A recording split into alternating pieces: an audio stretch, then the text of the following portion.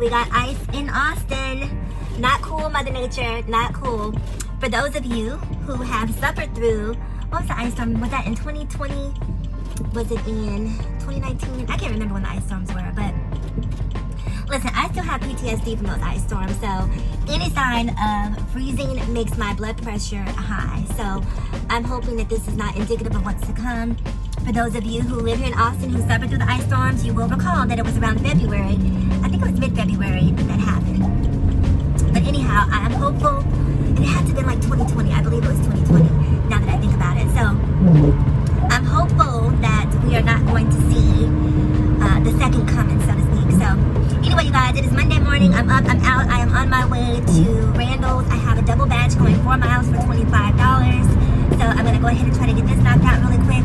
And then we will see where the day takes us. I'm going to try being the operative word, you guys. I was going to say I'm going to try to do about 6 batches today. I'm not sure if that's going to happen, only because Instacart sometimes, what happens and what I'm noticing that happens with Instacart. Oh my God. I just passed roadkill. I'm sorry, you guys. I can't. Anyway, could you imagine if there were a species that were higher than humans and, you know, they would run us over in the streets and just drove past us as if we didn't matter? So, I don't know. Whenever I see roadkill, there's a certain sadness that, you know, overcomes me because people are going about their days driving over these poor animals as if, you know, they didn't have a life or, you know. So, anyway, what was I saying? I can't, you know what, I got sidetracked that quick. So anyway, you guys, I am on my way to Randall's. Oh, I was going to say I'm going to try to do 6 orders. That's where I was, through Instacart. But the Instacart app, on days where they have promotions, so today they have, you know, do 6 orders and you're guaranteed earnings of $58. Now, that's $58 worth of earnings through Instacart, not necessarily $58 in tips, because those two are separate. So, you know, you may have $150 in tips and you may have earned $35 through Instacart. So, you know, if you're a waiter or waitress, what have you, then you understand how that works. So the Instacart earnings and the tips are completely separate. You are primarily working for tips on the Instacart app, and so $58 could probably, I've had some times where I've gotten an additional $40. I haven't seen the incentives as high as they used to be. They used to be around maybe $90, $89 sometimes, but anyway, on the days where they're offering the incentive, let me stay on track here. On the days where they're offering the incentive through the apps, typically it feels like the batches are lower paying. So you're getting paid that incentive, but you're really not making more because Instacart is really just giving you the money that you should have earned anyway. Does that make sense? So on the incentive days, you know, they really try to give you, you know, 30 miles for $17. And who's taking that? Who's taking that? If you are an Instacart shopper and you're taking that, baby, you are hustling backwards, just so you know. If you are Instacart, let me tell you something. I've come up with this formula for me on Instacart where I do not accept batches outside of 15 miles. If it's up to 15 miles, it must be paying me $60 to $80 for me to go 15 miles. Outside of 15 miles, it must be paying me upwards of $100. If it is not paying me $100 and it's outside of 15 miles, I don't want it. And let me tell you why I say that. There's a couple of reasons why. Here in Texas, 15 miles outside of the city, whether you know it or not, is like a completely different world. You have absolutely no idea what you're driving into, what terrain. You know, some of these people have houses on branches where the roads aren't paved, and depending on your vehicle, you're trying to navigate through gravel and, you know, dirt and mud, and you know, some of them are on these really pitched, steep hills. Excuse me. Excuse me, you guys. So, the camera almost fell off the dash. But anyway, some of the locations outside of the city can be really, really complicated to navigate. And typically people who live outside of the city, they're ordering in bulk. So they want a lot of stuff and they have a difficult address. So for me, if it's not $100, I don't want it. I don't want it. And I'm not here to judge anybody else for what they take, but that is really my formula. Anything inside of the city within 15 miles, anything inside the city within 15 miles has to be about $60 to $80. And also, another rule of thumb for me is I will not leave my house unless the order is $30 or close to it. So this order today is like $25, $26. So that's why I'm doing it, and it's only 4 miles. So my first order of the day has to at least be $30. If it's not $30, I may as well just stay in my bed. That's how I feel. So Anyway, you guys, we are pulling up at Randall's. I'm sure I've talked your ear off. Here it is over here to our right. So we're gonna go in here and get to shopping. So I'll see you guys on the inside.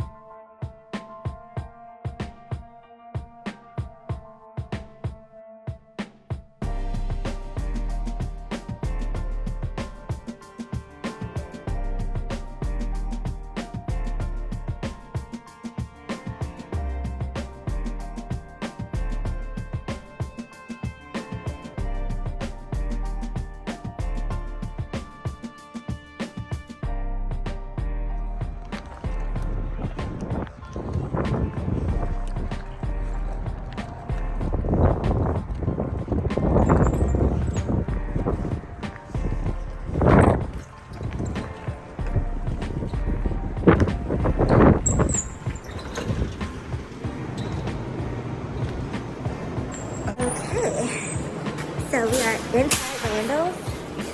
I'm gonna stop the video for right now. Show you guys what we're shopping for. And what I'll probably do, I'm just gonna screen record so you guys can watch me go through the shopping experience through the app. So here goes.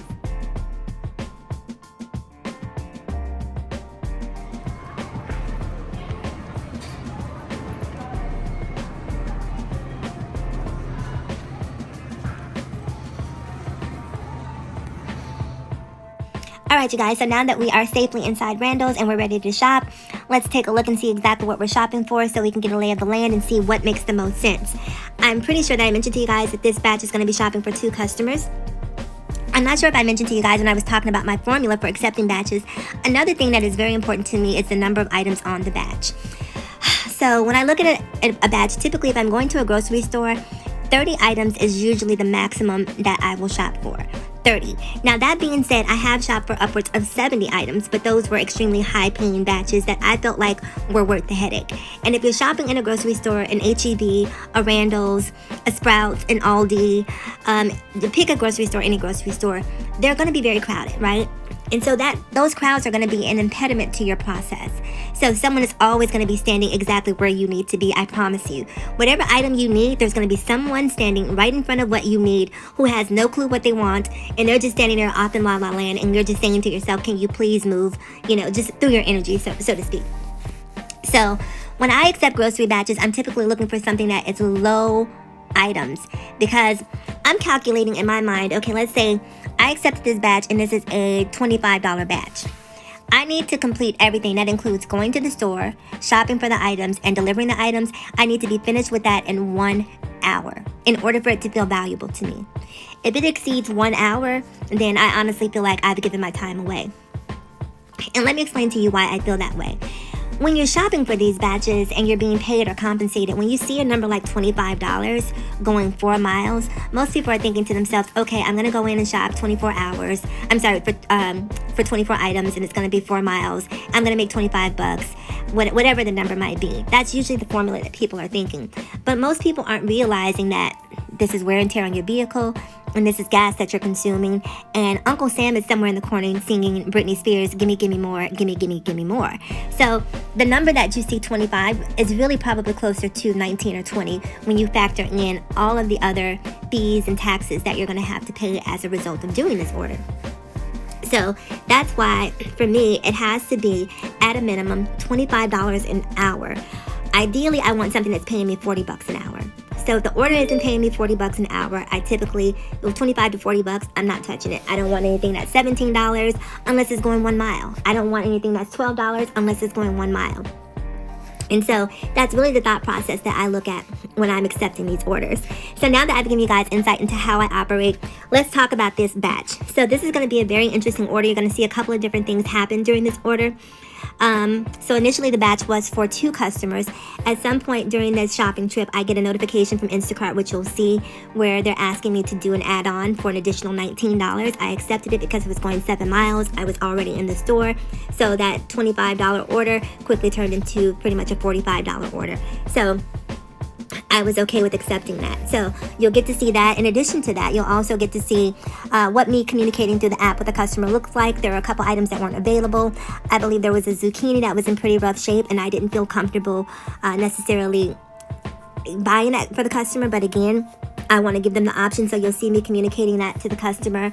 You'll also see where the customer changes their mind about one product and decides that they want another. There was one size of sweet tea that the store only had 3 items and the customer wanted 4. So I decided to get 2 of the size that the customer wanted, and then 1 of a larger size, to make up for the 2 or the 4 that they wanted in total. So you'll see that. A couple of things I wanted to say. When it comes to Instacart, another thing that I look for, it's not just how many items, it's what the customer is shopping for. So I have my 3 least favorite items to shop for, and I'm going to run them down for you guys since we're here and we're going to watch the shopping excursion. So the first item that I hate is water or soda. I'm okay with 1 or maybe 2 cases of soda, but some customers, they're overdoing it, right? They will order 6 cases of soda and they'll stay on the 3rd floor, and it's just not, does not make for a fun day. So number 1 for me is water and cases of soda. Not a fan of those. My number 2 least favorite item to shop for on Instacart would have to be produce. And I know if you're listening to this, you're probably thinking, well, why produce? There's a couple reasons why I hate shopping for produce. Reason number 1 is most items when you're shopping on the Instacart app, you have to weigh them. So you don't just get to go grab, 4 tomatoes. You don't just get to go grab a bunch of bananas. You don't just get to go grab 3 apples. You have to take each item over to the scale and you have to weigh those. And for me, that is time prohibitive. It is slowing me down and not allowing me to be as efficient as I would like to be. So if I see an item or an order that has a lot of produce, that might be an order that I'll have to take a second look at just to decide, does it make sense for me or not? The other reason I don't like produce is because customers are very particular about their produce. What might be satisfactory to me may not be satisfactory to another customer. And, I'm very particular about produce. I don't want to see any bruises. I don't want to see any blemishes, and so when I'm picking produce for customers, I'm typically picking produce as I would want to receive it. And so that makes for a very difficult process sometimes, because if you're shopping early in the morning, it's great because there aren't a lot of crowds, but it's also terrible because very often the store hasn't replenished its inventory, so you're dealing with sort of the bare bones, so everything that was left over from the night before is still there. So having to communicate that to a customer, or having to get produce that, isn't as fresh as you'd like it to be, not my favorite thing to do. The third thing that I hate to shop for is deli meats, or even just fresh meats or fresh seafood that you have to buy by the pound. I don't like it, once again, because it's someone else who they have to do the work. Those who are behind the deli counter or behind the meat counter, you have to talk to the butcher. They have to go through slicing it, weighing it, and so you're sitting there idle. And if there's a line of people, that means that you have to wait for each of those people to be served in order for you to place your order. So that can be a bit time consuming, and I wish Instacart would make an allowance or a pause button on the shopping app so that you can pause your time when you have to do some of those tasks during your shopping excursion. So anyway, you guys, continue watching the video. I'm going to close my mouth and go do some work, and I'll see you guys at the end of this video. Okay, so one other thing that I did forget to mention is that if you watch me shopping for these orders, you'll notice that there's a very specific way in terms of how I shop, right? So normally what I'm going to do is go get my breads, and then I'm going to go into get my coffees, my chips, sodas, all of that stuff that's sort of in those center aisles. I'm going to want to get those things first. I always say, and I'll even go and grab produce first, depending on how the store is laid out. What I will not do is go to the frozen foods first. That is a pro tip. Always save your frozen foods for last. for obvious reasons, right? You don't want those things to defrost because ultimately that can result in the customer being dissatisfied, and being a dissatisfied customer can leave a negative review for you. So in order to make sure that you're maintaining your pristine Instacart reputation, always try to shop for frozen foods last. Even if you happen to be in the frozen food section, it's right in front of you and you're tempted and you're like, let me just grab this. Resist the temptation. Resist it. Frozen foods, ice cream, all of those things go last, because sometimes you'll see the shopping can take an unexpected turn. You'll get a customer who is adding additional items, which you'll see here. The customer added a couple of items to their order. There may be an item that you can't find that's taking you more time than you thought. There may be a lot of people in the store, and because there are a lot of people in the store, it's slowing down your shopping time.